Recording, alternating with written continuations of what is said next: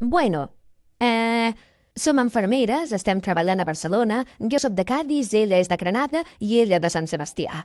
I resulta que venen aquí a explicar-nos sobre com es diu aquesta meravella?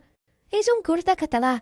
Un curs de català, però per què? Per gent que ve de fora. Ah, pels de fora. Ui, que se'm cau a l'iPhone. Doncs que resulta que aquí a Catalunya la penya parla dos idiomes, saps? I dius, ostres, que bé, jo podria parlar aquests dos idiomes també o només ho podeu fer vosaltres, això? I em diuen, i tant que podeu, és molt fàcil, només t'hi has de posar.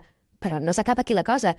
Resulta que, a sobre, si aprenem català, podrem atendre els nostres pacients en la seva puta llengua materna.